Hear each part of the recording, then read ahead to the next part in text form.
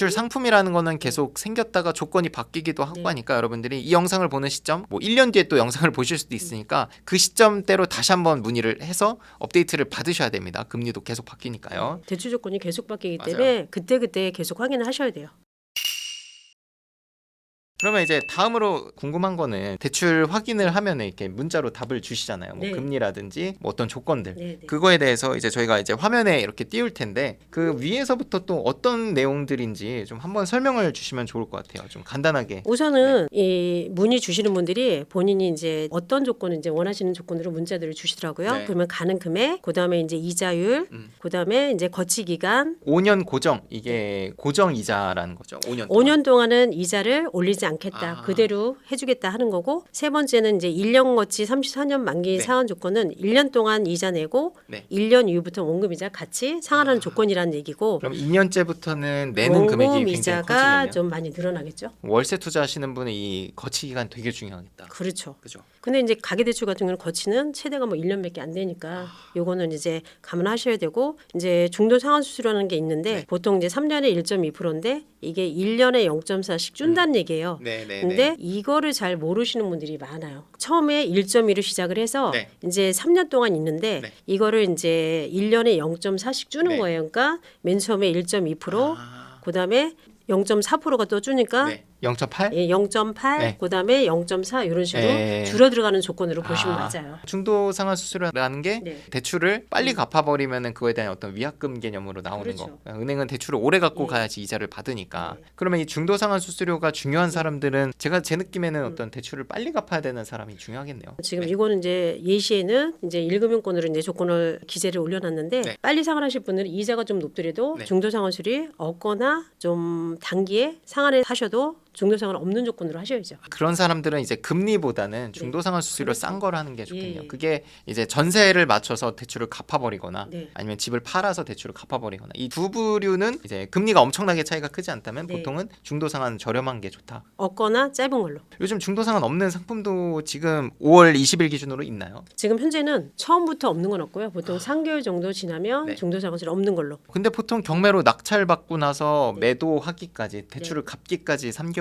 정도는 걸리는 걸로 알고 있거든요. 네. 보통 이제 명도하고 하시면 네. 한 두 달, 두 달에서 한 석 달 사이가 그렇죠. 많이 해당이 되기 때문에 중도 상환수료 대출금액 이제 보통 1금융 1.2%잖아요. 네. 근데 2금융 쪽은 정도 3개월에 1% 정도니까 3개월 어. 지나면 없으니까 한 달 정도 이자 더 내시는 게 위약금을 좀 줄일 수 있으니까. 너무 괜찮다. 왜냐면 대출이라는 거는 낙찰받은 사람 입장에서 언제까지 가지고 가야 되냐면 이 매수자한테 계약서를 쓰고 잔금 날까지 갖고 네. 가는 거잖아요. 그럼 예. 3개월이 훌쩍 넘어요. 계약서 쓰는 사람 찾는 것도 수개월이 걸리니까. 그래서 그런 거 보면 보통 짧으면 3개월, 길면은 뭐 4, 5개월도 걸리기 네. 때문에 그러면 보통 중도를 거의 안 낸다고 봐도 되겠네요. 네. 3개월 이후로는 없다고 예, 하면. 저희가 이렇게 보면 3개월도 더 넘는 분들도 있더라고요. 근데 이제 맞아요. 보통 네. 이제 3개월이면 정리가 되신다고들 하니까. 그러니까 이거는 또 대출 상품이라는 거는 계속 생겼다가 조건이 바뀌기도 하고 네. 하니까 여러분들이 이 영상을 보는 시점, 뭐 1년 뒤에 또 영상을 보실 수도 있으니까 그 시점대로 다시 한번 문의를 해서 업데이트를 받으셔야 됩니다. 금리도 계속 바뀌니까요. 대출 조건이 계속 바뀌기 맞아요. 때문에 그때그때 계속 확인을 하셔야 돼요. 그리고 인기 많은 상품들은 또 소진이 돼버리기도 하고 그렇죠. 대출 금액 자체가. 그러면 요즘 저는 이제 방송에서 항상 소액 투자 뭐 2억 미만의 뭐 빌라 이런 것들을 많이 얘기하거든요. 네. 수도권에. 그런 이제 소액 투자자들이 주로 요즘 어떤 것들을 낙찰 받아서 최근에 뭐 트렌드를 잘 아실 것 같아요. 어떤 상품을 보통 받는지. 소액 투자하시는 분들은 네. 보통 빌라,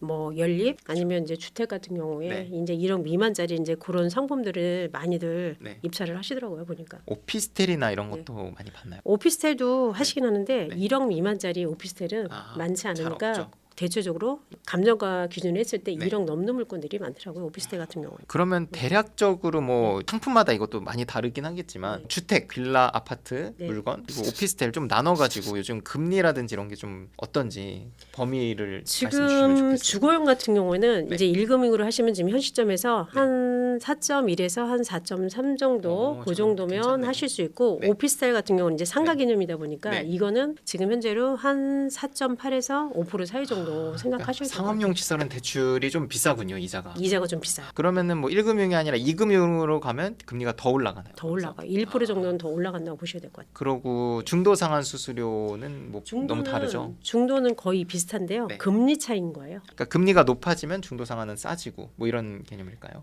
빌라나 연립 같은 경우에는 이자가 높아지면 네. 중도가 이제 그럴 수 있는데 네. 오피스텔 같은 경우는 중도는 큰 차이가 없어요. 얼마예요, 오피스텔은? 오피스텔 같은 경우는 지금 보통 1.2에서 1.5%. 요거는 3개월 이후에 없고 이런 건 없나요? 이거는 거의 3년까지. 3년까지요? 그거는 저도 모르고 있었어요. 왜냐면 저도 영상에서 오피스텔 얘기도 최근에 많이 하거든요. 왜냐면 감정가 대비 막 50% 60%대 받는 건 빌라는 좀 어렵고 오피스텔들이 좀 그렇게 받아줘요. 그 오피는 네. 뭐 거의 이제 임대하시는 분들이 많기 때문에 단타하시는 분들은 많지 않고 맞아, 잘안 거의 팔려. 가지고 가시기 때문에 네. 중도는 크게들 신경 안 쓰시더라고요.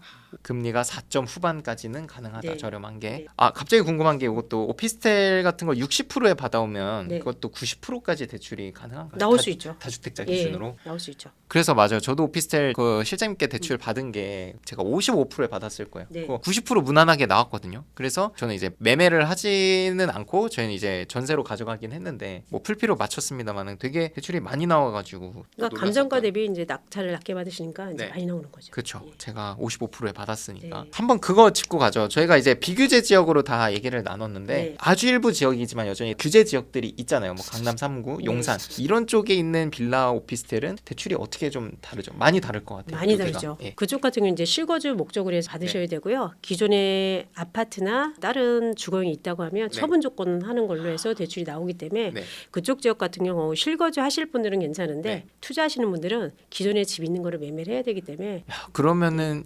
무주택자면은 무조건 전입을 해야 되고 전입하셔야 되고 전입한 거 확인을 하죠. 확인하죠. 그러면 1주택자인 분은 네. 이 1주택 갖고 있던 걸 팔아야 되고 처분하는 몇 개월 안에 조건으로. 그 개월수를 몇 개월을 주나요? 처분을 그래도 그 처분하는 기간은 네. 이제 은행에서 기간을 좀 줘요. 뭐 한 1년 이상 주나요? 처분하면은 거의 네. 이사 가시려고 하니까 네. 길어야 1년 정도 드릴 거예요. 최대 처분을 뭐 1년. 2년 뒤에 상환하겠다 이런 건 아닌데 이제 그런 것도 있긴 하지만 네. 실거주하는 사람들은 50%를 해주지만 네. 있는 분들은 담보 비율을 30%로 내려요. 처분을 해도 30%밖에 네, 대출이 안 해요. 처분은 한다고 해도. 그럼 거의 내 돈으로 매입을 그러니까 해야 이제 돼요. 예를 들어 처분한다 그러면 계약서가 있는 분들은 처분하는 게 보이잖아요, 당장. 네. 그런 분들은 50%까지 해주지만 네. 처분할 거예요 하고 네. 지금 당장 이제 계약서가 없잖아요. 네. 이런 분들은 30%까지. 그러면은 무주택자인 분은요? 무주택자인 분은 50%로 50% 갈 수 있는 거죠. 그래도 절반까지는 근데 절반인데 그것도 이제 DSR이 맞아야죠. 계산상으로는 50%지만 소득이 안 받쳐지면 그것도 못 나가는 거예요. 그럼 걔는 규제 지역은 사업자 대출도 가능은 안 한가요? 돼요. 아니 가능은 하지만 비율은 똑같아요. 50%. 예. 지금 말씀하시는 것처럼 가계 대출이 안 되니까 내가 사업자 대출로 하려고 하지만 네. 은행에서도 어쨌든 이렇게 비율을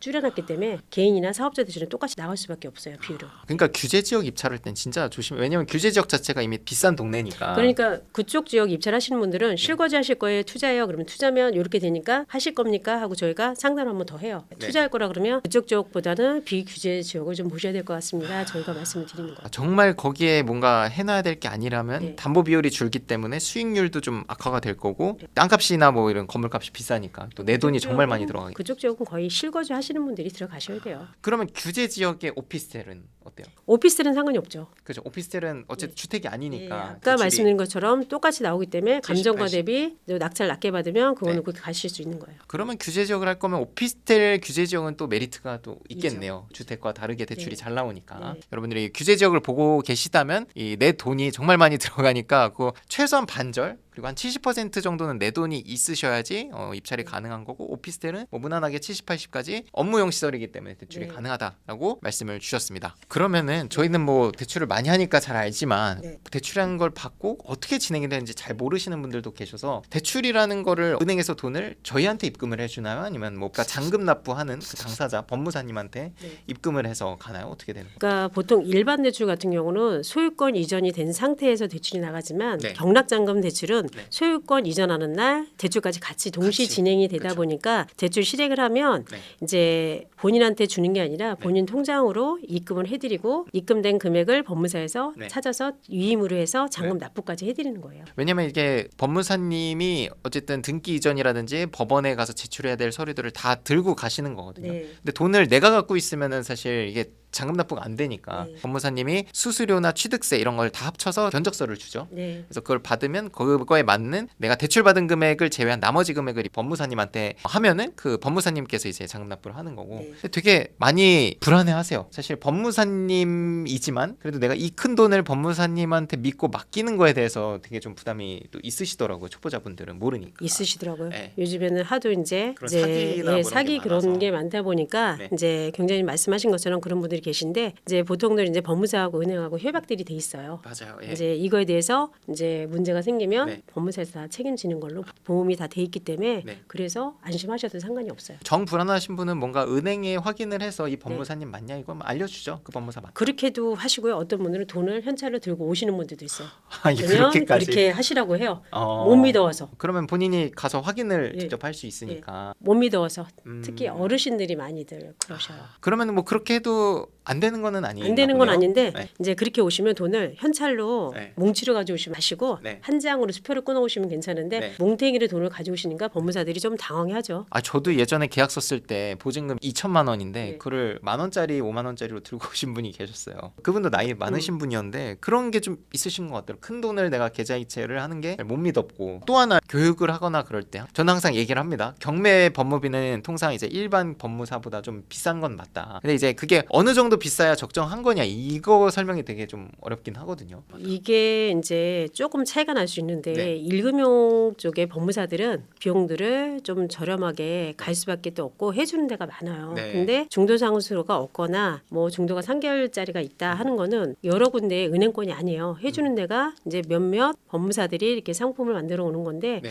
그거를 똑같이는 할 수가 없죠. 상품에 따라서는 약간 차이가 날 수 있는데 이 부분이 참 저희도 이제 네. 뭐라고 말씀드리기가 참 그래요. 저는 그거를 어떻게 표현하냐면 약간 법무사님의 어떤 인센티브라고 얘기를 하거든요. 네. 왜냐면 좋은 상품을 갖고 있는 네. 거니까. 그리고 이 대출을 받고 싶으면 다른 법무사한테 갈 수는 없잖아요. 협약이 돼 있기 때문에 다른 그쵸. 데를 하실 수가 없는데 네. 간혹가다 어떤 분들은 자기 아는 법무사가 있는데 그쪽에서 해도 되냐. 근데 여기하고 협약이 돼 있어서 일 진행이 이제 아까 이제 여기에 대한 이제 대출을 하면서 문제가 생기는 거를 네. 법무사에서 다 책임을 져야 되기 때문에 아, 그거를 그렇구나. 다른 쪽으로 이제 소유권 인허를 줄 수가 없어요. 근데 그런 이제 거구나. 일반으로 해서 주택을 구입하고 해보신 분들은 그거에 대해서 조금 예민해 하시더라고요. 근데 이게 참 생각하면은 사실 뭐 얼마 차이 안 나는 금액인데 네. 그것 때문에 또 감정이 상할 수도 있고 저는 그렇게 얘기를 해요. 대출 상품이 그 비싼 금액을 뛰어넘을 만큼 좋다면 그냥 하라고 말씀을 드리거든요. 네. 아니면은 그냥 내고를 해도 되잖아요. 좀 비싼 거 같으면 한 5만 원 뭐 10만 원이라도 좀 깎아주세요 하면은 깎아주는 경우들도 많이 있거든요. 그래서 그거를 좀 활용하시면 좋겠고 법무비 견적을 네. 이게 미리 받는 거는 요즘은 좀 안 되나 봐요. 왜 그러냐면 원래는 네. 견적서라는 게 대출 신청하고 이제 그러고 나서 견적서가 나가는 건데 네. 지금은 하기도 전에 저희가 이제 상담을 하면 네. 대출 조건 이제 말씀을 드리잖아요. 네. 견적서 좀 주세요. 이래요. 그럼 저희가 그래요. 어디 은행권으로 가실 건데요? 견적서 그냥 주세요. 대출이 그리고- 정해져야 그 예. 법무사가 나오는 예, 건데. 그리고 저희가 저렴하게 해드려도 나중에 하는 말씀이 이거 싼 거 맞나요? 모르겠어요. 이런 분들 하면 이렇게 모르는데 견적서만 받으라고 하니까 무조건 견적서만 받으시는 거예요. 손님들이. 저는 그렇게 생각하거든요. 왜냐면 그분들이 항상 그 비교 견적을 해서 받기 때문에 제일 싼 네. 거를 찾으려고 하는 네. 거고 뭐 저희 같은 경우에는 사실 이은혜 실장님께서 알아서 법무비 견적을 뭐 비싸게 안 주시니까 네. 저희는 믿고 맡기는데 그런 게 없는 거지 그 사람들은. 그때그때 다 그것도 견적을 있고 받아야 이제 돼. 여러 군데서 이제 견적을 받다 보니까 뭐가 뭔지도 모르고 그걸 이제 하시는 분들이 네. 많이 해보셨으면 이제 견적서만 받아 아시는데 이제 경험들이 없으시단 말이에요. 근데 대부분 달라고 하시는 분들이 경험이 없는 분들이 많아요. 이제 저희가 이렇게 해보면 지금 이제 경매도 네. 많은 이제 여러 사이트가 있기 때문에 공부들을 많이 하고 나오세요. 네. 그렇기 때문에 그렇고 이제 법무사들도 어느 정도 타당한 비용을 받지 네. 터무니없이 이렇게 받는 법무사들은 없어요.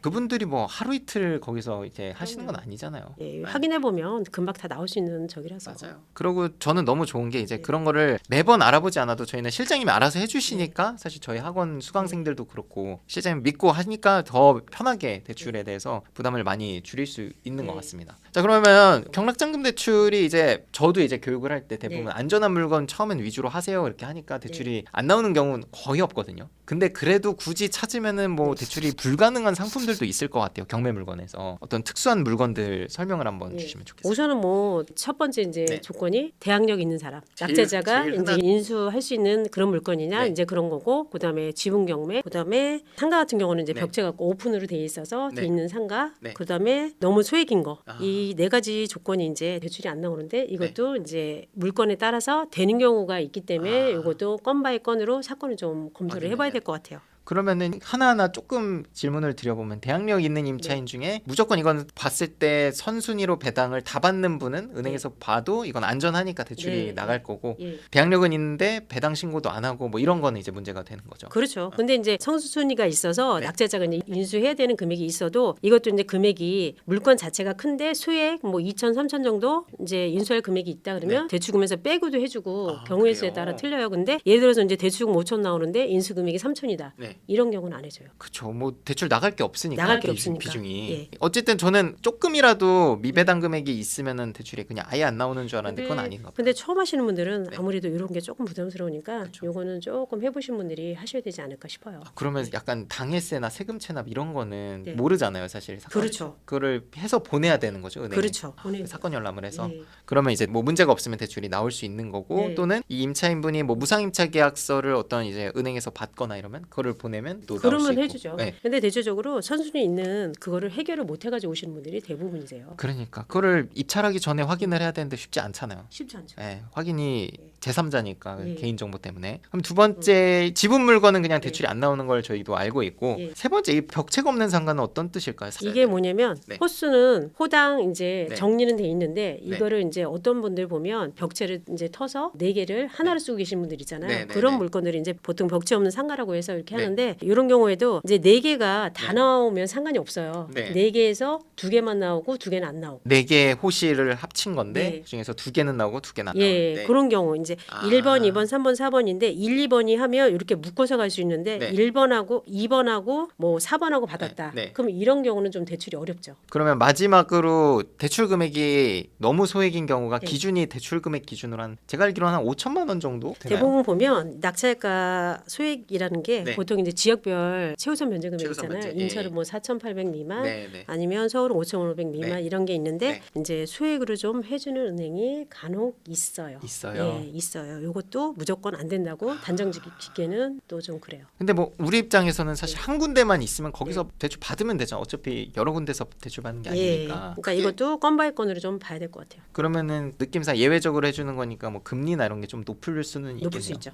예외적으로 예, 해주니까. 예. 근데 그거는 뭐 워낙 저렴한 물건을 받았으니까 뭐 네. 비싸도 얼마 안 될 것 같아서 그렇죠. 대출이잖아요. 예. 근데 이렇게 네. 너무 작은 거는 또 손님들이 본인이 가지고 있는 현금을 또 하기도 하시는데 드물어요 이런 그러니까 경우는. 수익률이 또 예, 너무 예. 중도상환 수수료 이런 것까지 하면 예, 너무 안 나올 것 예. 같아요. 자, 그래서 이은혜 실장님과 긴 얘기를 나눠봤는데 딱 결론만 말씀드리면 여러분들이 경매로 안전한 물건을 한다라고 하면은 전체 한 100 중에 95% 이상의 분들은 대출이 대부분 나와요. 저희 교육생들도 처음에 뭐 소득이 없어요, 뭐 대학생이에요 이런 분들도 어떻게 대출을 다 받으시거든요. 근데 물론 이제 방송에서 얘기하지 못한 약간 틈새적인 게 있습니다. 그런 게 이제 궁금하시면은 저희 이제 강의를 들으셔야지. 왜냐면 이게 방송에서 노출되면은 좀 조심스러운 부분이 아무래도 있을 수 있기 때문에 저희가 방송에 얘기하지 못한 부분을 듣고 싶으시다면 일단 강의를 들으시고 그리고 이 영상을 보시고 아마 또 이은혜 실장님 너무 이제 말씀도 잘하시고 경력도 20년 이상 되셨으니까 너무 이제 상담을 많이 받고 싶으실 거예요. 근데 실장님이 오늘 촬영하기 전에도 계속 통화를 하고 계셨거든요. 그래서 이미 실장님은 한 분인데 의뢰하는 사람들은 너무 많아가지고 이게 감당이 안 됩니다. 정 이제 이은혜 실장님과 상담을 하고 싶다 하면은 이은혜 실장님께서 저희 정규 교육 과정에서 4주차에 오셔가지고 1대1로 상담을 다 해드리고 있거든요. 그래서 그거는 저희 정규 교육생들의 어떤 한정된 혜택이기 때문에 이거를 방송 보시는 모든 분들한테 드릴 수는 없습니다. 그래서 나는 지정된 대출 실장님과 소통을 따로 하고 싶다라고 하면은 이제 저희 이제 교육을 들으시면 이제 실장님을 만나 뵐 수 있고 실장님의 또